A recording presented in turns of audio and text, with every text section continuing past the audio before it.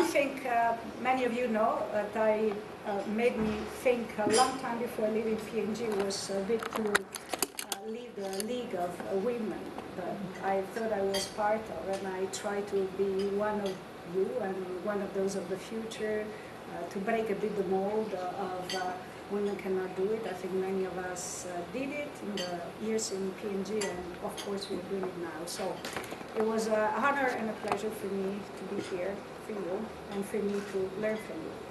So, Living a Vibrant Life, I was wondering why she decided to give me this title, and then I said, thanks God she gave me this rather than diversity and confidence. I'm much more the vibrant lifetime.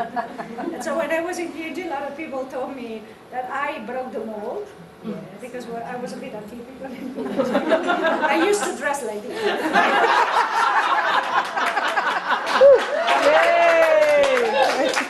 Which was very political. But just to confirm that diversity means being a woman in all your aspects and not be afraid of it. Okay. Jokes apart. Living a vibrant life, I think actually, you know, I say it's fair because it's me. It's me, and I think what I've been myself as a person, and what I've been in the 25 years I spent in P&G, and of course what I'm doing now. I think it's just that. I always think that it's going to be a long time to stay horizontally or vertically or in a powder somewhere.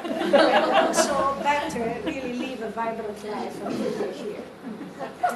So, I don't have a lot of no slide with numbers. I try to choose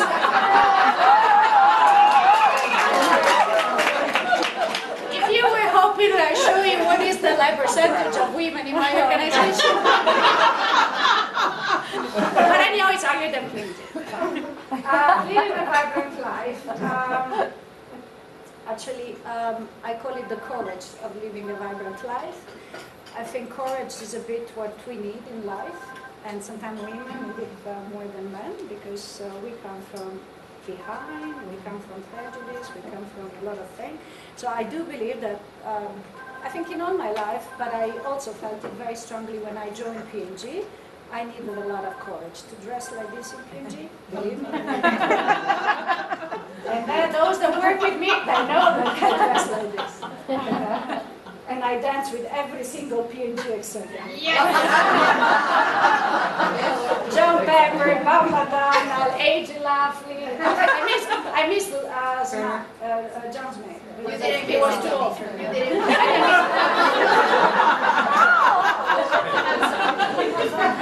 Okay, just a bit about me. Who am I? So I spent 25 years in Procter & Gamble. I'm Italian, as my accent said. I was born in Rome. I studied political science, very diplomatic career. I never did any diplomatic career. My husband said that the only diplomatic part of me is him. Totally true. Then I've been a professional ballet dancer. Some of the pictures. So my first life actually was as a dancer, and I still love dancing, a part of my vibrant life. And then I, out of nothing, I don't know why, I joined P&G, and I thought I'll last 6 months, and I stayed there for 25 beautiful years. And I started in Italy, in Rome, and marketing. Only 6 years, and then I moved to Brussels, that at the time was the European headquarters. I spent 3 years there. I never got back to Italy, I never got back to Europe. I spent 10 years in Latin America, Colombia, Mexico, Venezuela. In Colombia, I met my husband, I married him, I had my first son. Then I moved to Mexico as general manager of Latin America for laundry and cleaning, and I had my daughter Cecilia. Then I went to Venezuela, and then I was promoted vice president. I've seen Herbert Smith was here around. I told him, you don't even know me. It's the first woman probably you see in your own office. And how do you manage to decide to put me be the head of Eastern Europe? But it actually was the shortest boss I ever had, 2 months. And then I actually Dimitri in Eastern Europe, and I spent a few years 4 years in Russia, beautiful years. And then I was promoted president, and I moved to Greater China to be in charge of Greater China. And I thought that's what my life will be for the rest of my life. But I had two dreams, as Reese, my friend Denise, she says I'm the person, she call it desire, I call it dreams. I always think that dreams are an important thing that we should not forget in our life. And I had two dreams that maybe sometimes I connect, which is passion. I have passion for fashion, maybe because I'm Italian, maybe because I'm a woman, maybe a combination of both. And I thought before I was too old, I wanted to do something either in fashion or with dance. Or maybe the two things together. So in fact, I'm already thinking to the next stage of my career, I want to be a stylist choreographer. Together, I invented a new profession, and so I'm going to choreography fashion shows. So you will see me there in a few years. If I'm still alive and vibrant. Actually, because of that passion, and with no reason for leaving P&G, because I have 25 wonderful years, I learned everything and more. I have a lot of great boss, some good, some great, some bad, to be honest. But despite that, I had the privilege of working all over the world. I learned about cultures, about diversity, real diversity, not just gender diversity. And but I turned 50, and I said, you know, this is the moment. Either I do it now or we'll never do it again. And I need to follow my dream. And I want to go to fashion. And I had Christian Dior, Louis Vuitton, and Gucci, and I decided to go to visit that. I didn't even know what it was, but just to be true to my real me. I met this guy that now is my boss. He's 55 years old, and he's the brand artist, so he's the guy that invented the brand. And I was fascinated by his dream and what he managed to do, and the passion that he had of the brand. And I thought that there are not many chances to actually work in a company where the brand and the brand artist, that is the person that invented and has the brand in his DNA. And we are all brand people. We work for many years in a company, it's a company brand. So brand for me is the essence of what I know, what I like. And for me, the privilege of working with the man that invented the brand was like the reason to go. And he's an amazing visionary man that managed to do from nothing one of the big fashion company, global brand in the world. So that's where I am as a chief executive officer since July. So wow. Actually, it's only 11 months that I left P&G. And of course, it's because I was following one of my biggest passions, that is fashion. I put this picture, very nice, I like it very much. I say, this is a woman, I am a woman. Some people think, this is funny, why do you say you're a woman? Because probably it's one of the complex that I brought with me when I started becoming a bit more famous in P&G, or I got to a higher stage. I remember I would go and visit to the government, or visit to a customer.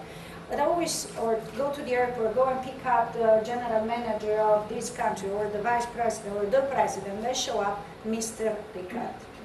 And why you think I'm a Mr.? Because again, the prejudice of the society, you are the general manager, you are a president, you must be a man.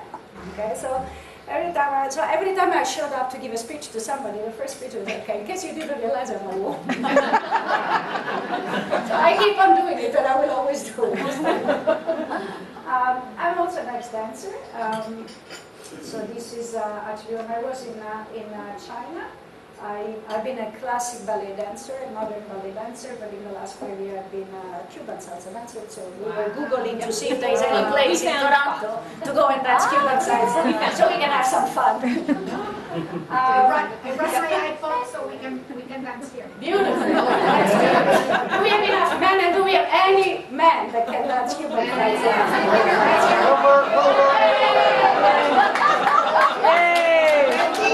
You want to start now? Yeah, they have one at me. There's one at me. He's the man. There's a Latin guy.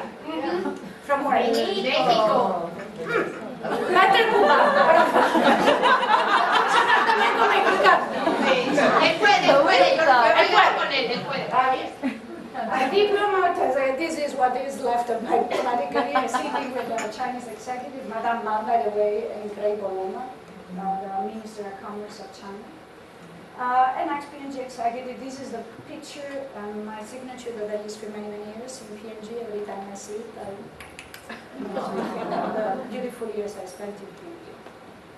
I am now the CEO of Diesel, a fashion company. I talked about it before. I am a mother. Okay, I have 2 kids, Cecilia, Mexicana. She was born in Mexico City, and Mateo was born in Bogota. I am a wife. This is my husband, Colombiano. I am a friend. Okay, what do you mean a friend? These are pictured by Diesel, by the way, so if you want to buy the outfits.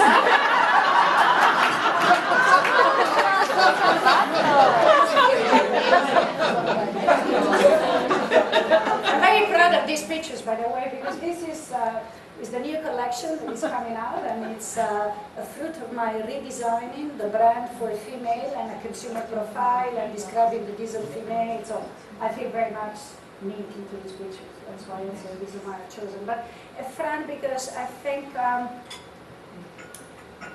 I said it before. Maybe one big regret that I had when I decided to leave is that I felt I was betraying the women of P&G. It's the only regret I had. I always felt like, I know there have been many wonderful women, vice chairman before me, Susan Arnold, but many of them were from North America, and I've been the only female to get to president that was not North America. And from, I think, all the rest of the world, a lot of women would look at me, and I felt that I would give them the courage to push and hope and make it, because I know that there are many wonderful women that can make it. And it took me 1 year to decide, and honestly, it was not because if the package was good or was bad, it's just because of that reason. And I think that that's why I put here a friend, because I think that's, for me, the friendship, the real, from the heart friendship that I have for the women. A friend of mine then told me, I said, I can't leave because I cannot do it for the women of P&G, for all those that we have grown up together, look at me, and I give them the courage to go ahead and that they can make it. And he told me, don't be narrow-minded. P&G is not all, or think how many other women are going to look at you, because now you are more than P&G, you have a bigger role, you have a different role, and you're going to be inspirational to other people. So for the good or for the bad, I did it, and I left. But for me, the sentiment of being friend, real friend, and my friend Denise told me and taught me is about sharing and helping others to listen to you and to talk to you. That's what friendship for me is, and honestly, is the reason why I'm here. Because I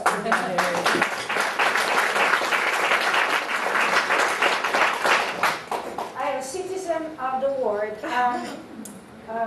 Again, this is also a Disney picture. For those of you that they're in that short dress, I think it's going to look very cool. I love the shoes. I love the shoes too. They are in the store. You can find them now. They are going out of stock. Shopping now. Shop now. I've seen them in Toronto.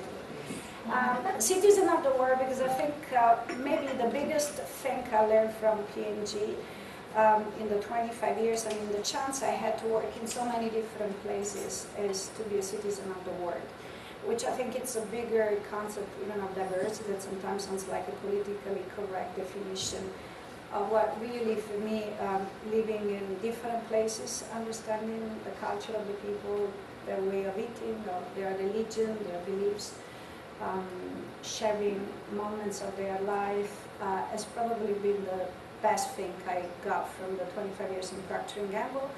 Is not only for me, but for my family. A lot of people say, oh, your kids, you brought them all over the world, poor kids, what are their roots? I think my kids are blessed. I think I wish I had the same at their age. They are even bigger citizens of the world than me, and it's something I go proud of, and I hope we can bring to next generations the desire to be a citizen of the world. I think that's what really Denise talks about, helping others, sharing with others, giving to others. We cannot do it any longer in our Cincinnati or in our Rome or in our whatever. And this is one of the big things we got from Procter & Gamble, knowing and managing and learning and how to cope with different cultures and different people. I am a hard worker. The people that work with me, there are a couple here. They know I am I say tough, by definition, tough and demanding, but caring. But I really believe, I always believe that for women, I was told actually, my first boss, he wrote me a message yesterday because it was a nice article on Sole 24 Ore, which is the biggest economic newspaper in Italy about the relaunch of the female collection that I'm doing with female. And this guy was my first boss in Italy when I was tall and blonde and blue eyes. He said, you know, I'm proud to have been your boss. He told me to be a very hard worker. He told me, right or wrong, I think it was a good advice. You know, we don't have many women here. Actually, Monica knows, in those days there were no women. It was very funny because there were the bathroom for boys and girls. The boys were actually cute. The female was always empty because we were like two. So, and he told me, you know, you will have to deliver more than men. Now, this is in Italy, maybe more than elsewhere. I don't know, 25 years ago in the places where you were. But I felt that I had to work harder. I had done a ballet academy before. I had done for 25 years. I've done the business academy, military academy of P&G.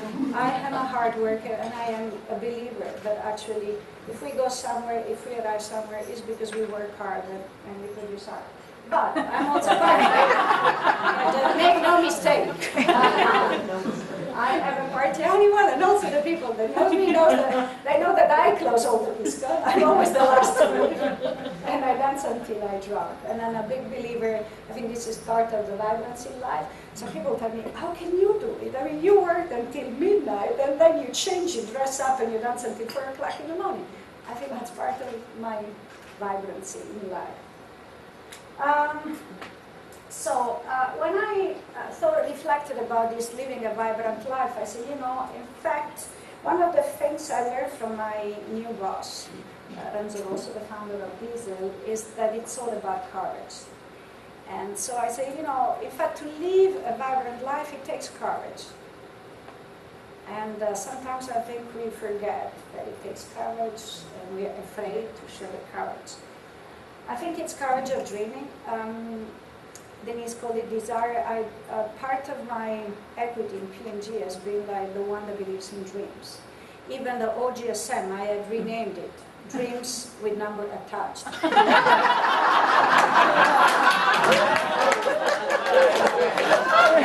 I remember your husband, Nick Antoine, he said, oh, this is interesting. I think people will be much more interested in OGSM than what they are now. I said, but you know, dreams. Sometimes, I mean, the numbers, the vision, what people call the vision, I call it is a dream. But it's not a dream just because it's an aggressive number. I think it's a dream because you represent something bigger, something that you aspire to. And for me, honestly, it's been part of my success in P&G. When I was in Eastern Europe, when I arrived in Eastern Europe, it was 1 year after the Russian crisis. The place was a mess. It was a disaster. I think Laurent Philippe, my predecessor, saved it from Dirk Jagger shutting it down because he was losing money. But honestly, he saved it, but still the place was down. People, they're already the Russians that are super smart, are also pessimistic and cynical. So they were like, we're never going to go back. And they've been one of the first 10 countries in the world